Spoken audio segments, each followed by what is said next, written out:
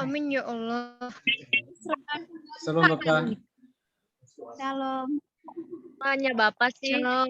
Semua lah. Teman-teman. Shalom. Hai Mas Ron. Semangat Mas Ron, fighting. Di sini ada yang menunggumu. Baik, mari kita berdoa. Terima kasih Tuhan, pada malam hari ini kami anak-anak-Mu berkumpul untuk mau mendengarkan firman lewat Zoom ini Tuhan. Kiranya apa yang hamba-Mu sampaikan boleh kami tanamkan dalam pikiran kami. Demikianlah doa hamba-Mu di dalam nama Yesus. Amin.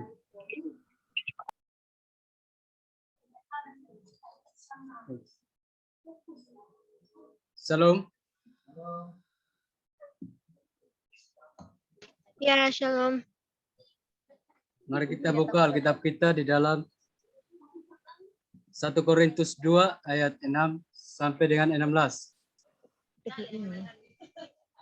Sekali lagi 1 Korintus 2 ayat 6 sampai dengan 16. Saya akan membacakan bagi semua. Sungguh pun demikian kami memberitakan hikmat di kalangan mereka yang telah matang, yaitu hikmat yang bukan dari dunia ini dan yang bukan dari penguasa-penguasa dunia ini, yaitu penguasa-penguasa yang akan ditiadakan. Tetapi yang kami beritakan ialah hikmat Allah yang tersembunyi dan rahasia yang sebelum dunia dijadikan telah disediakan Allah bagi kemuliaan kita. Tidak ada dari penguasa dunia ini yang mengenalnya, sebab kalau sekiranya mereka mengenalnya, mereka tidak menyalibkan Tuhan yang mulia. Tetapi seperti ada tertulis, apa yang tidak pernah dilihat oleh mata, dan tidak pernah didengar oleh telinga, dan yang tidak pernah timbul di dalam hati manusia. Semua yang disediakan Allah untuk mereka yang mengasihi Dia. Karena kepada kita Allah telah menyatakan oleh Roh, sebab Roh menyelidiki segala sesuatu, bahkan hal-hal yang tersembunyi dalam diri Allah. Siapa gerangan di antara manusia yang tahu apa yang terdapat di dalam diri manusia, selain roh manusia sendiri yang ada di dalam dia. Demikian pula lah tidak ada orang yang tahu apa yang terdapat di dalam diri Allah selain roh Allah. Kita tidak menerima roh dunia, tetapi roh yang berasal dari Allah, supaya kita tahu apa yang dikaruniakan Allah kepada kita. Dan karena kami menafsirkan hal-hal rohani kepada mereka yang mempunyai roh, kami berkata-kata tentang karunia-karunia Allah dengan perkataan yang bukan diajarkan kepada kami oleh hikmat manusia, tetapi oleh roh. Tetapi manusia duniawi tidak menerima apa yang berasal dari roh Allah, karena hal itu baginya adalah suatu kebodohan, dan ia tidak dapat memahaminya, sebab hal itu hanya dapat dinilai secara rohani. Tetapi manusia rohani menilai segala sesuatu, tetapi ia sendiri tidak dinilai oleh orang lain. Sebab siapakah yang mengetahui firman Tuhan, sehingga ia dapat menasihati dia, tetapi kami memiliki pikiran Kristus. Terima kasih.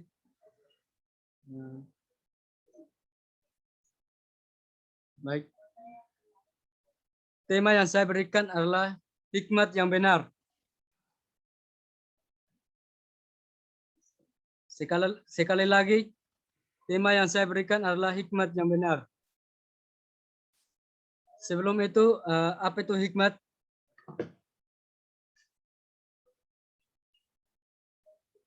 Hikmat dalam bahasa Yunani adalah Sophia yang diterjemahkan dalam bahasa Inggris, yaitu wisdom.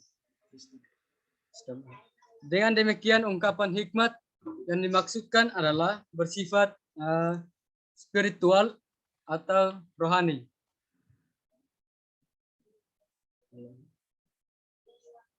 Dengan demikian, ungkapan hikmat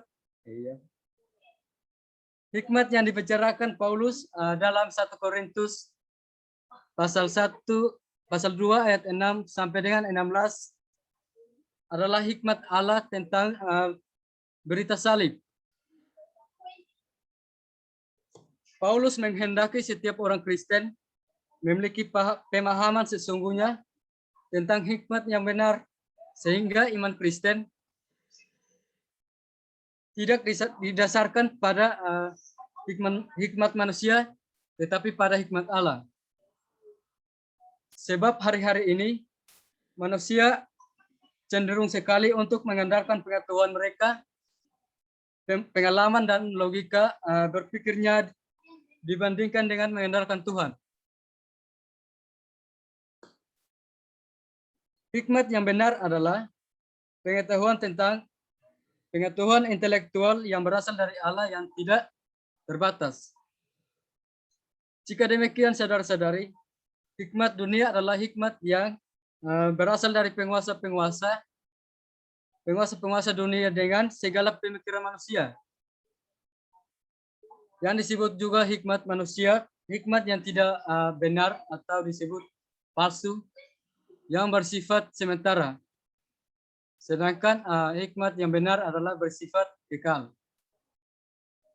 Oleh sebab itu, Tuhan menghendaki agar kita memiliki hikmat yang benar. Dari manakah sumber hikmat yang benar? Melalui kebenaran firman Tuhan dalam 1 Korintus pasal 2 ayat 6 sampai dengan ayat yang ke-16. Ada 3 sumber hikmat yang akan kita bahas bersama-sama, yaitu yang pertama tentang Allah Bapa. Kita bisa lihat teksnya di dalam ayat yang ke-7. Tetapi yang kami beritakan ialah hikmat Allah yang tersembunyi dan rahasia, yang sebelum dunia dijadikan telah disediakan Allah bagi kemuliaan kita.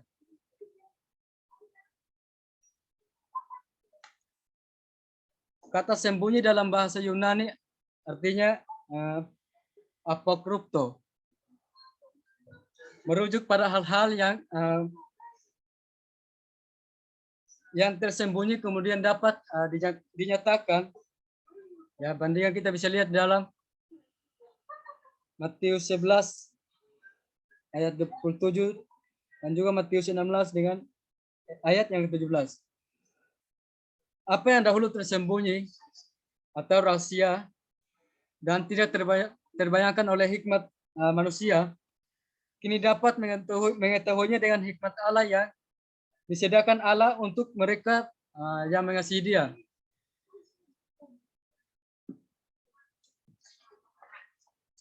Hikmat Allah tidak berasal dari penguasa-penguasa dunia dan mereka tidak mengenalnya dengan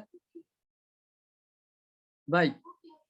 Ya, saya ada sebuah ilustrasi, yaitu seorang atlet yang ingin berselancar, menunggu ombak untuk berselancar, dan ia tidak dapat membuat ombaknya sendiri.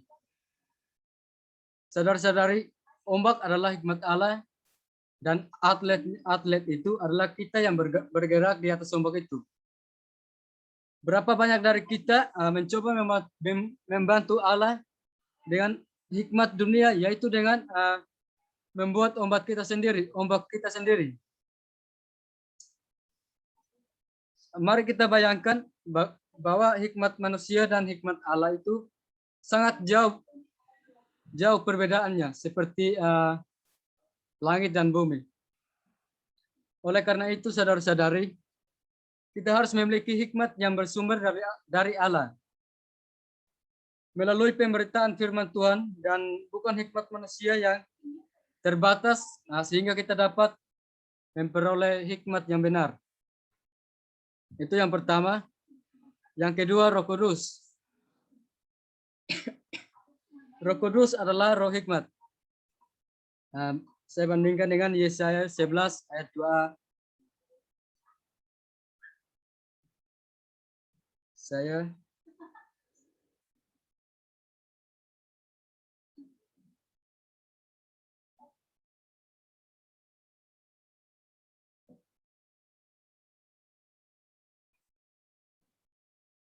akan membacakan bagi semua. Akan terjadi pada hari-hari terakhir, gunung tempat rumah Tuhan akan berdiri tegak di hulu gunung-gunung dan menjulang tinggi di atas bukit-bukit. Dan juga roh kebenaran, yaitu dalam Yohanes 16 ayat 13. Karena Roh Kudus adalah Allah, maka dia mampu menyelidiki segala sesuatu. Yang dimaksud segala sesuatu di konteks ini adalah semua yang dinyatakan Allah. Karena segala sesuatu dikontraskan dengan hal-hal yang tersembunyi dalam diri Allah. Roh bukan hanya mengetahui apa yang dinyatakan, tetapi juga hal-hal yang tidak dinyatakan oleh Allah kepada kita. Roh Kudus terus-menerus menyelidiki dalam diri Allah. Roh Kudus terus-menerus menyelidiki dalam diri Allah. Paulus mengajarkan orang Kristen masa kini yang telah menerima Roh Kudus bahwa Roh Kudus akan menuntun kita untuk memberitakan dan menerima kebenaran dengan hikmat Roh Kudus. Hikmat Roh dan bukan dengan hikmat dunia atau hikmat manusia. Dan pengetahuan Alkitab tentang Allah. Oleh karena itu, Roh Kudus sendiri yang akan mengajar dan memberitahukan kita tentang segala sesuatu. Itu yang kedua. Yang ketiga, pikiran Kristus. Mengapa kita harus memiliki pikiran Kristus daripada pikiran duniawi? Ya, tentu untuk memperoleh hikmat yang benar.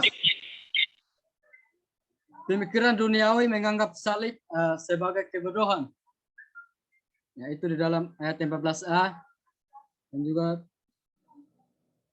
pasal 1 ayat 15. Menurut pemikiran dunia, seorang yang mati di atas kayu salib tidak mungkin menjadi juru selamat orang berdosa.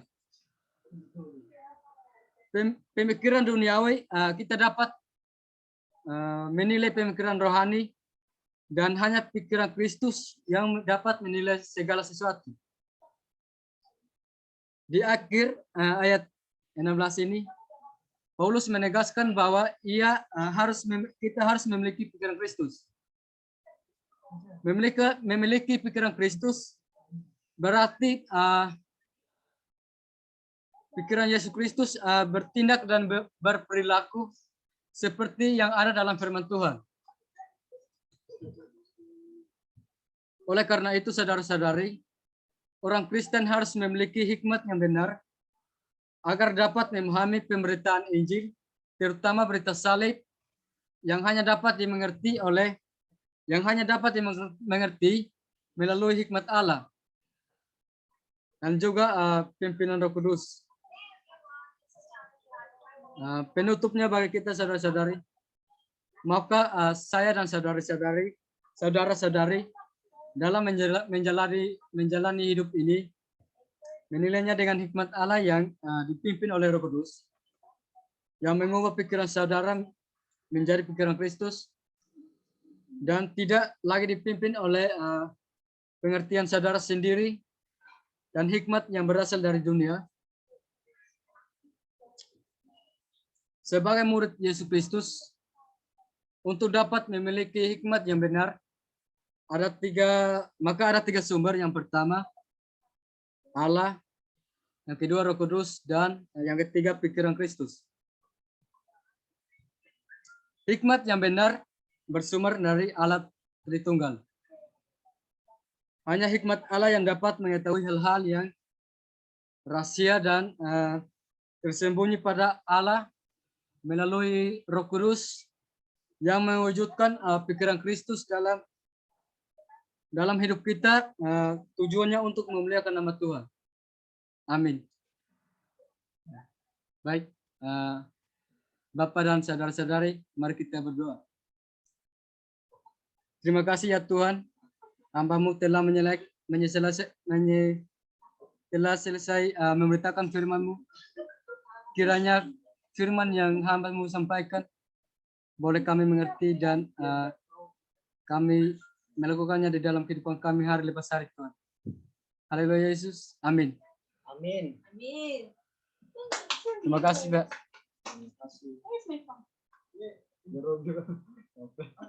Ya, terima kasih untuk Mas Ron, kita beri aplaus. Ya, sekarang kita akan mendengarkan yang terakhir, yaitu Freddy. Freddy ada di sini dan kita persilahkan kepada Freddy. Your file. Balikin lagi ke belakang waktu. Kita balikan lagi ya Pak, soalnya tinggal beberapa menit lagi nanti nggak sampai lagi waktunya.